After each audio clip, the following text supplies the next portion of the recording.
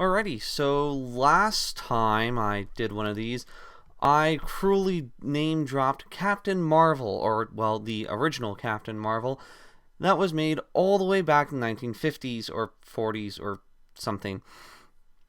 So I guess we should probably get into this because this is currently going on, and probably sooner than later, Marvel Man's going to show up. Okay, let's get into it.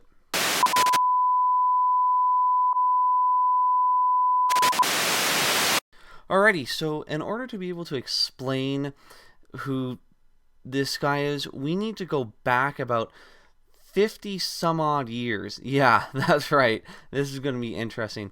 So, okay, do you know who this guy is? This is Captain Marvel. No, not this guy. This is Captain Marvel. This is the real or original Captain Marvel, who was made and published back in the 1940s or 50s. Anyways, because of many lawsuits integrating between DC Comics and who is now defunct Fawcett Comics back in the 1940s and 50s for apparently ripping off Superman, which, okay, yeah, I guess they kind of did. And with Fawcett agreeing no longer to publish Captain Marvel, in the US it wasn't really seen as a big deal because superhero comics were kind of going out of popularity. However, in Great Britain, that was not the case.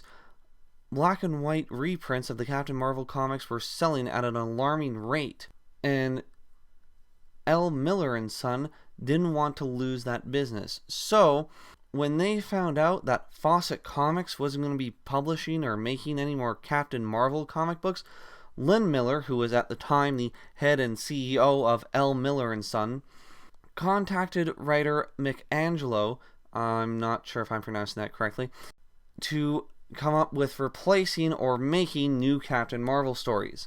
His solution to this was Marvel Man.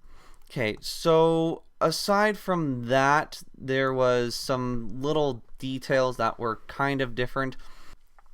In the UK, he was known as Marvel Man, but over in the US, he was called Miracle Man for, well, pretty much so that Eclipse Comics wouldn't piss off Marvel Comics in the process of adapting this character into dark reworkings that was done by Neil Gaiman and, of course, Alan Moore. Okay, come on, guys. Really? You didn't think he was going to show up? We're talking about reworking a character here. His name's going to pop up eventually.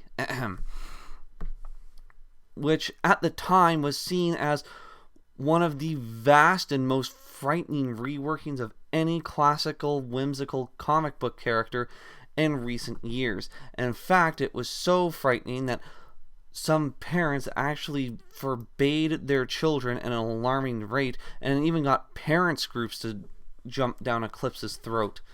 However, overall, though, they were pretty good, and most recently, Marvel Comics has gotten the rights from original creator Michelangelo to make paperback trades and old black and white reprints of the classical Marvel Man character, putting him under his original name.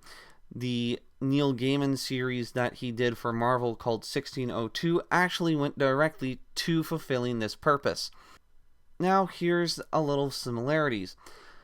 Now, Captain Marvel would say the word Shazam, which was a moniker for the powers that the wizard who gave him his powers held. And no, I'm not going to get into that. You're going to have to wait for the episode on Captain Marvel. Instead of saying Shazam, Marvel Man said the word Katoma, which is atomic spelt backwards, and then you replace the C with a K, apparently. Captain Marvel had many different sidekicks, such as Captain Marvel Jr., Cousin Mary Marvel, and non-powered con man Uncle Marvel. However, Marvel Man wasn't a slouch in the sidekicks department either. He had Dickie Dauntless, a teenage messenger boy who became young Marvel Man, young Johnny Bats, who became Kid Marvel Man, and both of them using their words, which was ironically Marvel Man. Yeah, that's what they said to gain their powers. You know what? Okay, sure, why not? And apparently in the Age of Ultron books, we're all supposed to play along and pretend that Marvel probably won't put Marvel Man and to the Marvel Universe by using this storyline to do it. Yeah, okay. So now all you guys get to know this stuff. Welcome to my world. I'm CJ, and I'll catch you guys later.